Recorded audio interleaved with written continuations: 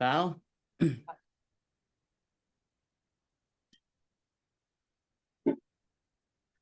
So today is Sunday, November 17, 2024. We continue on the top of the platform Sutra, the chapter of the doubt. So last time we were ending at this, saying that it is difficult to be completely free of greed, anger, and delusion. If we were entirely free of them, then there's no need for Amitabha Buddha to make any effort to guide us, because the Pure Land would already be present in our hearts. But as long as we still hold these attachments and various afflictions, we need Amitabha's compassionate vow to help us reach the Western Pure Land.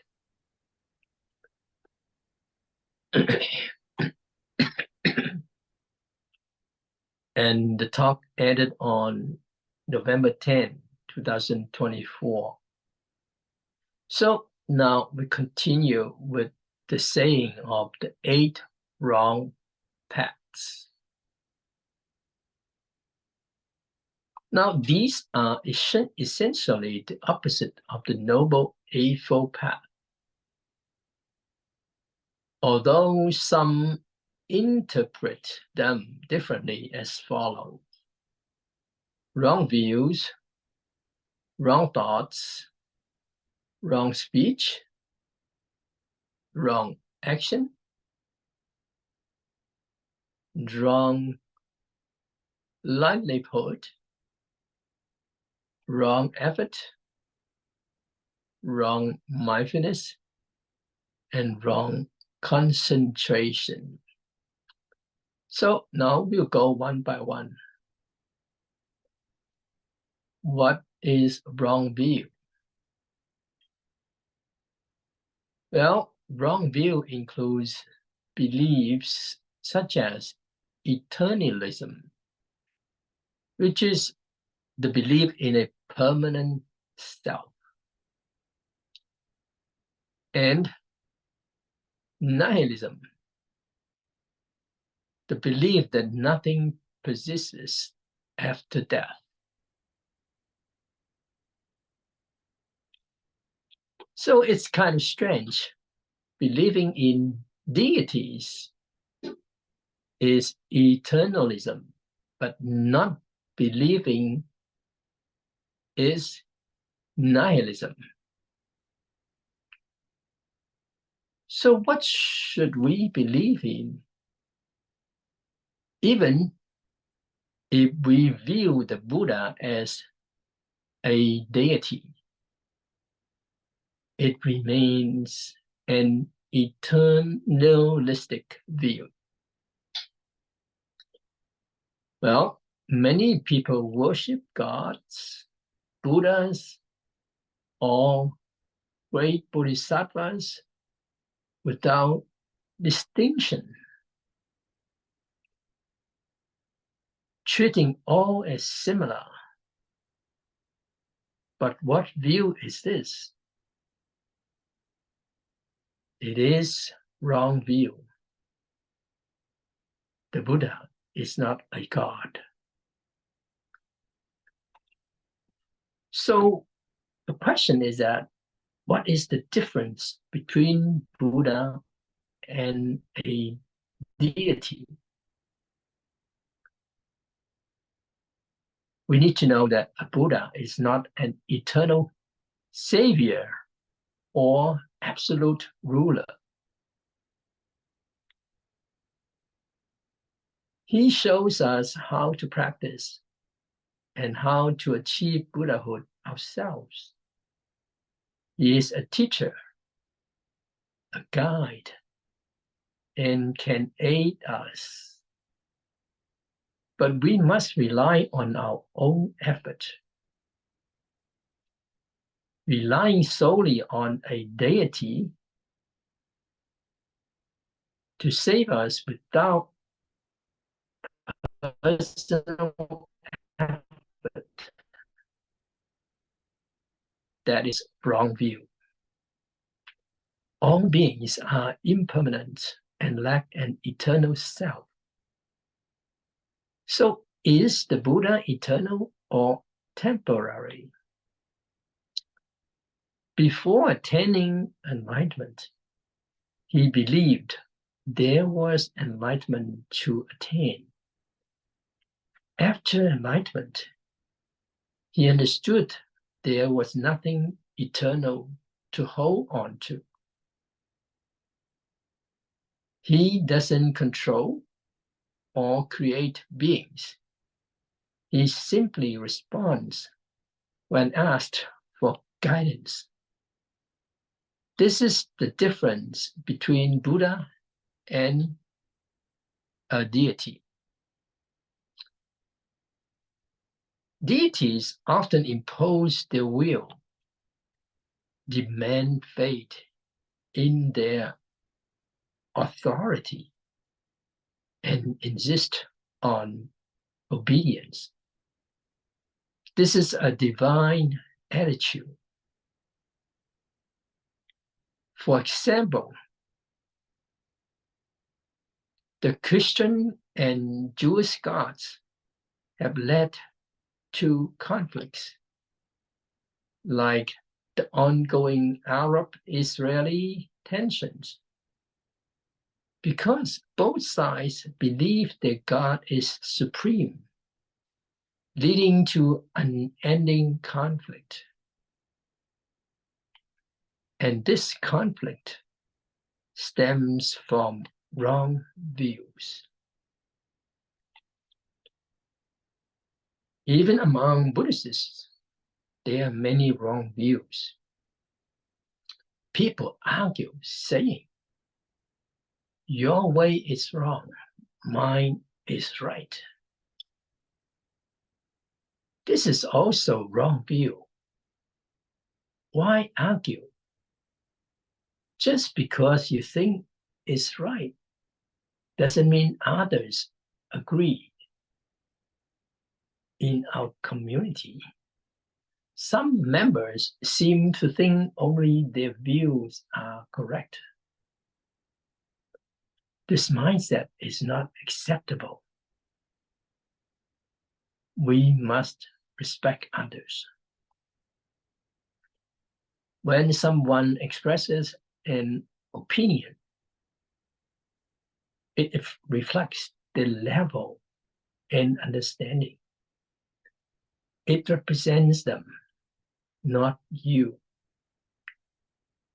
Respecting their view is called maintaining the Dharma position. Respecting others' opinions is key in Buddhism. The Buddha responds according to the needs of different things and their capacities, without insisting on specific statements.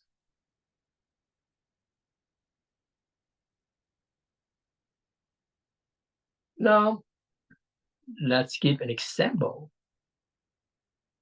of a Chan master with two disciples arguing about whether all beings possess Buddha nature. So one said they did, and the other said they did not. So they went to ask the master.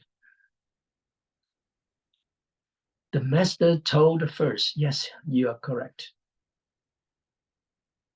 When the other person asked, he also said, "Yes, you are correct."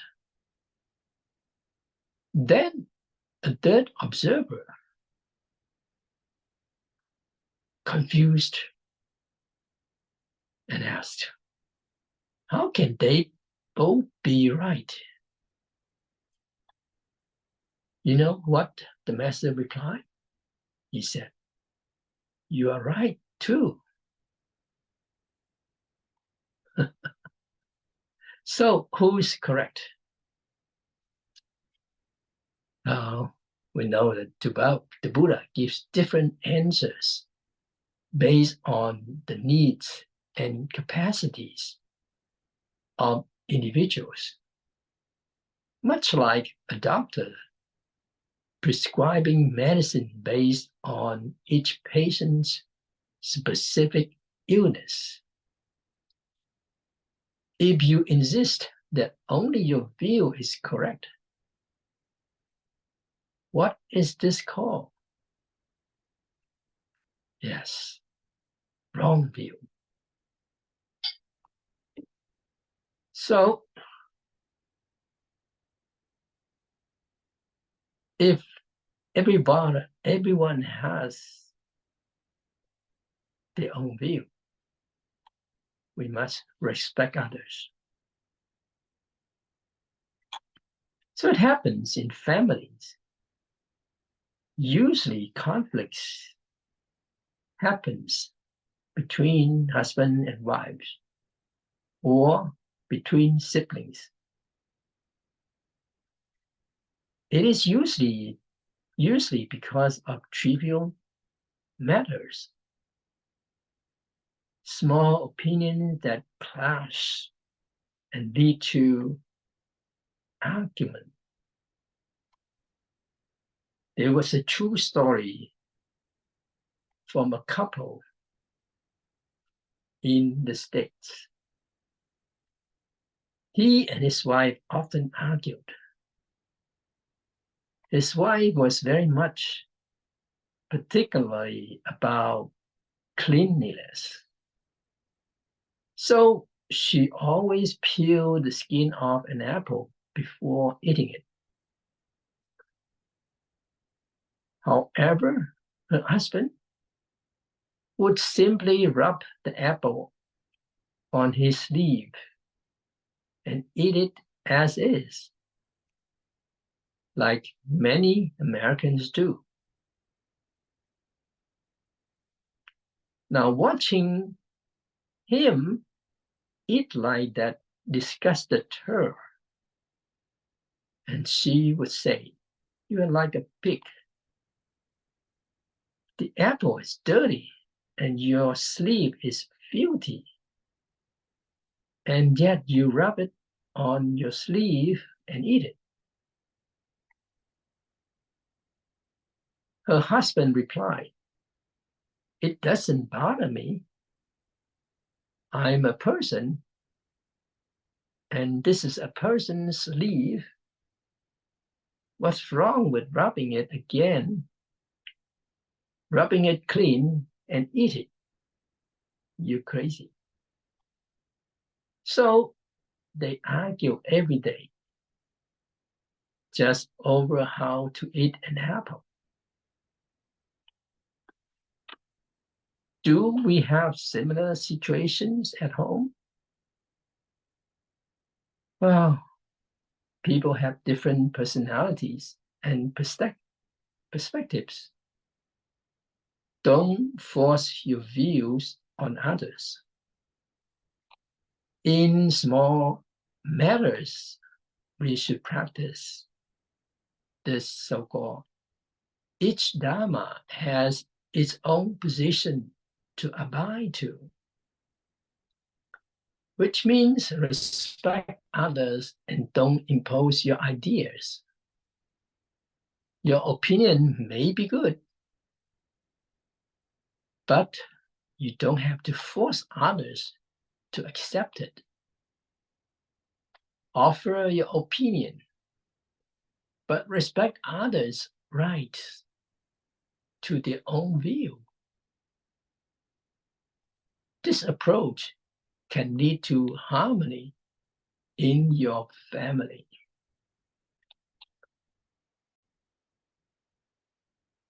The second one is wrong thought. Now, thoughts mean to act based on one's understanding. And wrong thought is when we follow incorrect ideas in practice. Right thought in spiritual practice is a method of thinking and acting correctly, whereas wrong thought involves selfish, impure motivation. For example, if someone practices hoping to achieve personal gain, this is wrong thought.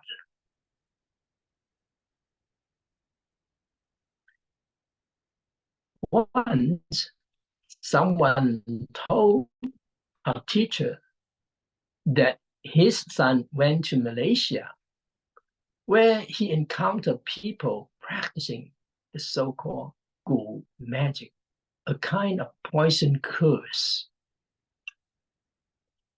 His son became affected by this magic. And the father asked if there was a way to return the curse to the person who cast it. Well, Gu magic or this kind of poison curse, it's believed to be a form of toxic spell that places a hidden object in the body.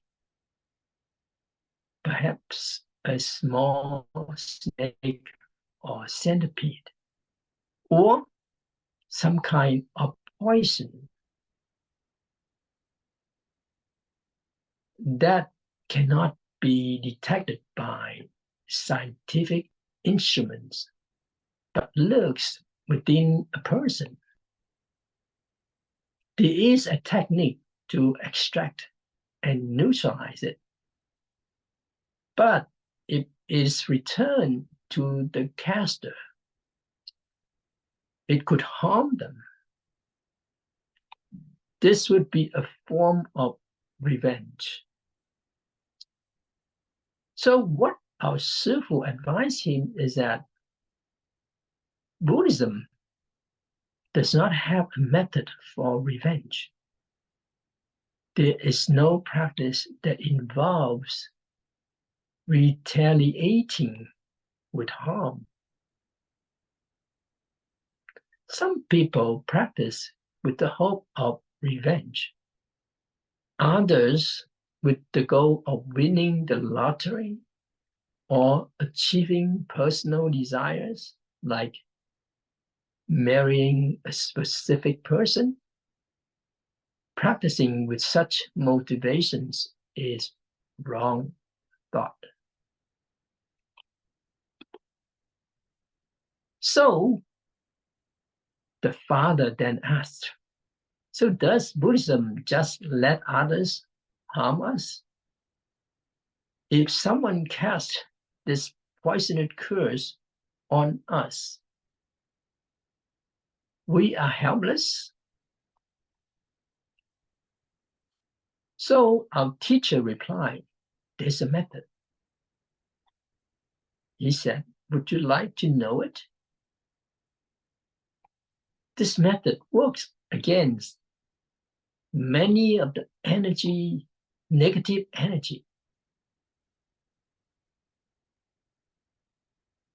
So imagine that your body does not exist, that you are empty. Now, if you are wearing glasses or a watch, imagine them in a place without a body behind them. If you can visualize your body as empty, then no curse, spirit, or evil energy can affect you.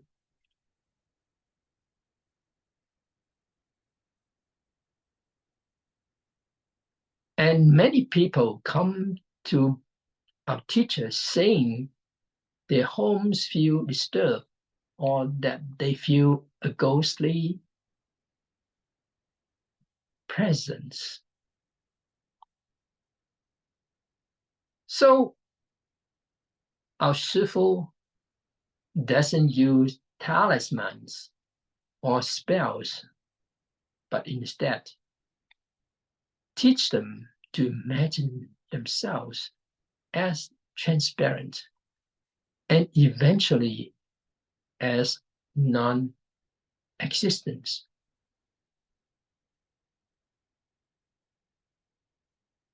If you succeed in this visualization, then even illness will lose its hold over you because your empty body cannot sustain sickness. This method is very useful.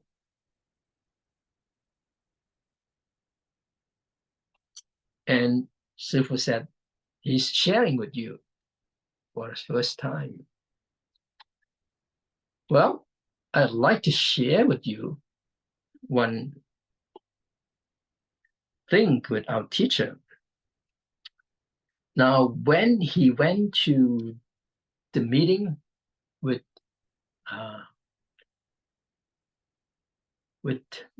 many religions leaders in the world, so some of the teachers, some of the leaders have certain power, and they first met with our teacher.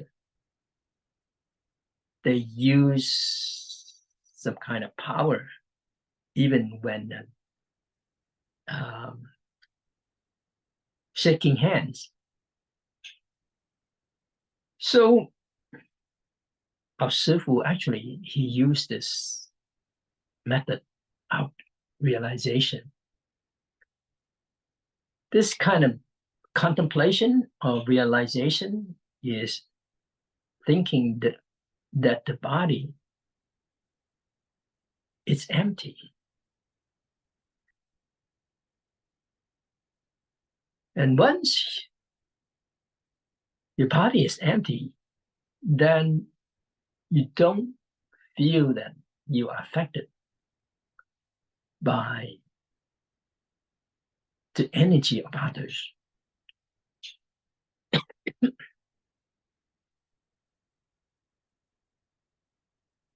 So,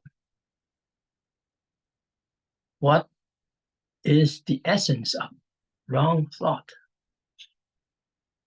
Wrong thought involves practicing selfishness, greed, or anger.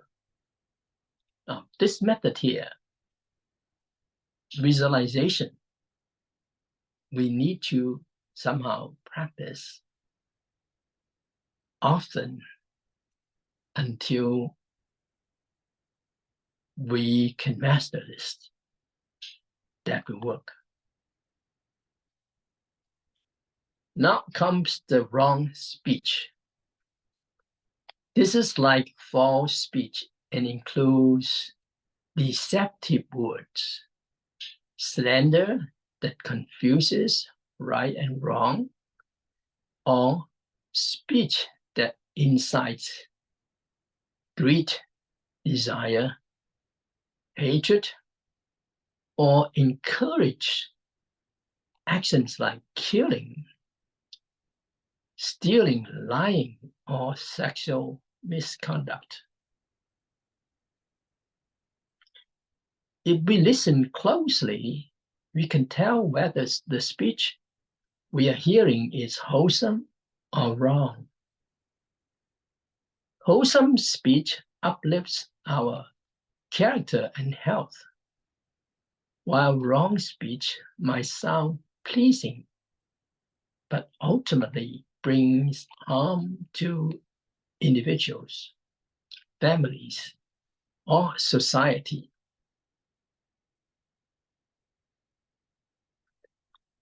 To discern this, consider the long-term effects. Will it be beneficial or damaging? There are often sweet words, ambiguous talk, or endless theories that may sound correct, yet in essence, they invert right and wrong. For instance, praising that is harmful or turning good people into villains for personal gain is a form of wrong speech. People may use persuasive or tempting words that appeal to others' self-interest. Such language is the easiest to accept, but it is wrong speech. We should examine whether the language we encounter has a positive or negative impact on our mind, family, and society, both immediately and in the long term. Wrong speech doesn't always involve insults. Cursing isn't necessarily wrong speech, though it's generally better not to curse. Sometimes in guiding meditation practice, Shifu may even scold or criticize, which can be harsh but not wrong speech. Do you understand what wrong speech is? It's language that ultimately harms the well-being of others, families, or society. If speech consistently has a negative impact on the largest picture, even if it benefits a few temporarily, it is a wrong speech.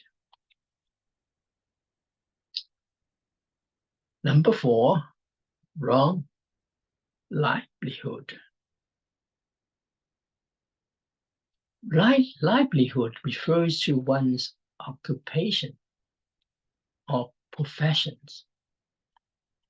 Certain occupations align with wrong livelihood if they are associated with killing, stealing, lying, or sexual misconduct. For example, the job of a hired killer is wrong livelihood. Profiting from trafficking or encouraging others to engage in harm is also wrong livelihood. Any legitimate above-board occupation is appropriate.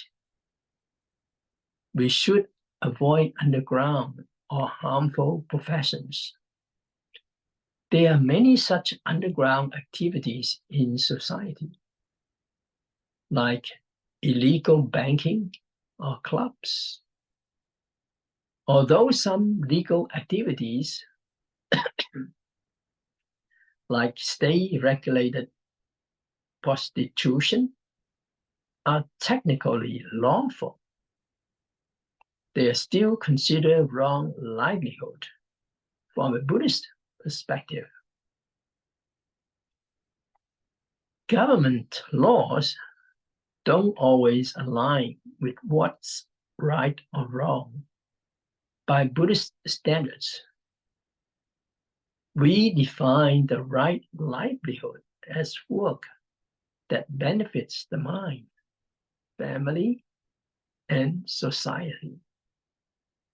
Anything harmful, especially to the well-being of living beings, is a wrong livelihood. When considering the right livelihood, we look for occupations that at least benefit humanity. For instance, some may question whether poultry or livestock farming is the right livelihood. From a Buddhist perspective, work that benefits people is considered right livelihood. But from the standpoint of compassion for all sentient beings, such occupations are not fully right. However, we shouldn't criticize or shame people in these jobs, labeling them as wrong livelihood that could push them away from Buddhism. Instead, we can encourage them compassionately, suggesting they reduce or avoid harm over time.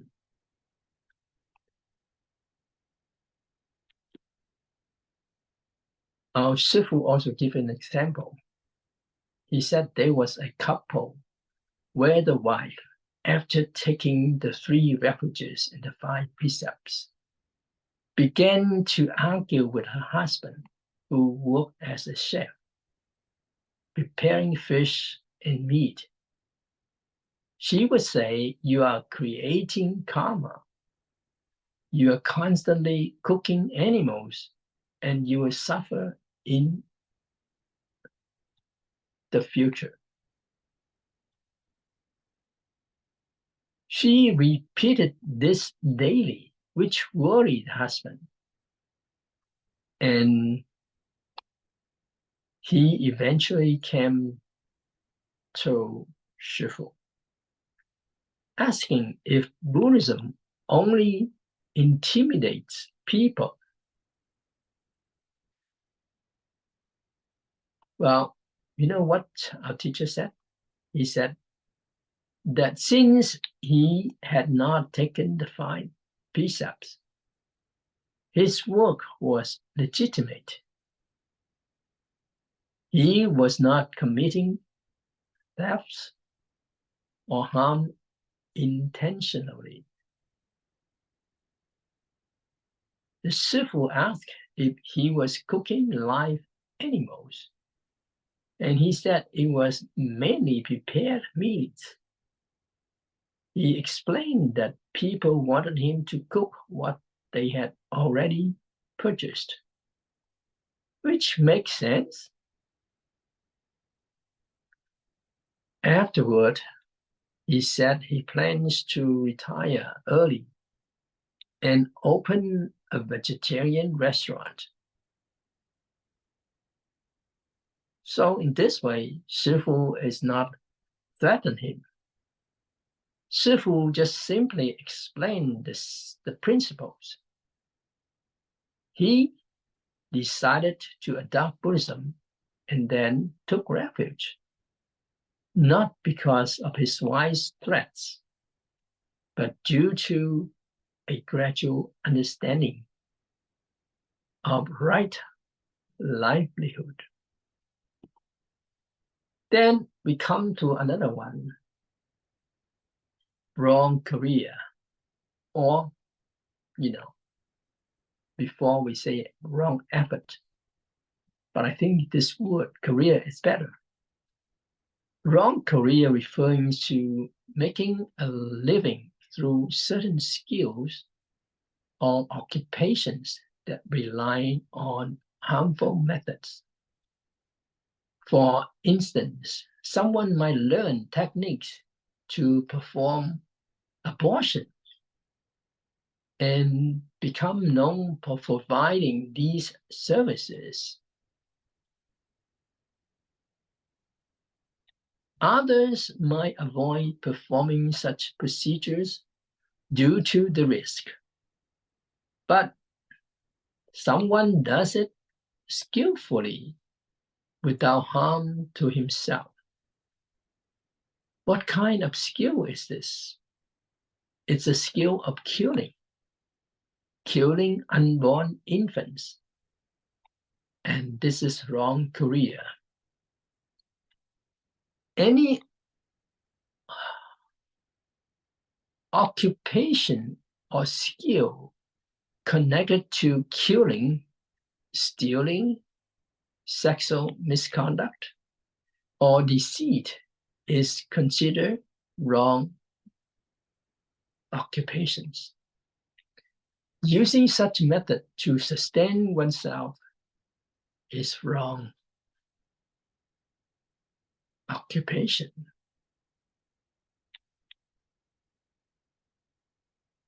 Another example would be someone who makes a living as a matchmaker. Why there's nothing inherently wrong with matchmaking.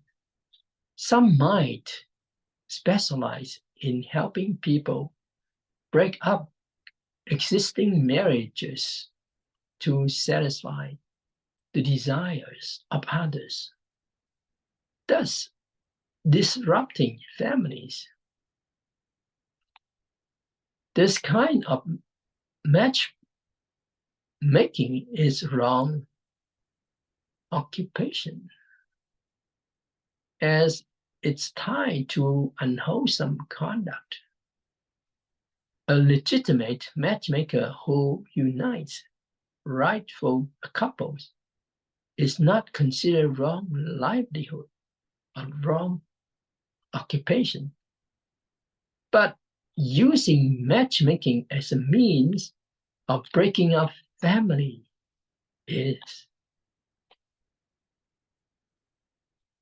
From the perspective of detachment and renunciation, it's best for Buddhists to avoid matchmaking as a full-time profession, as it may lead to various complications,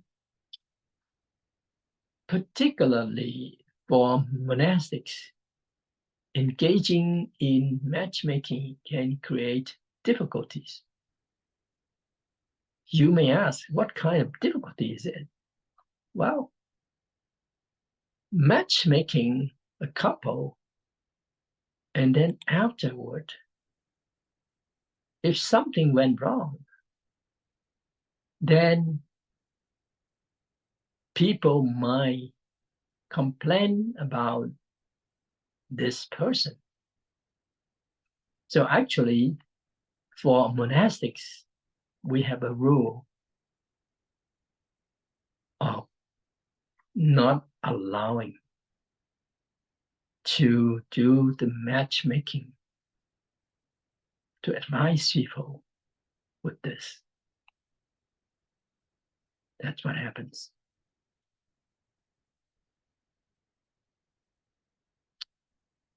So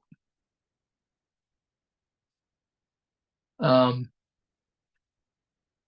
will stop here for now. We have some time.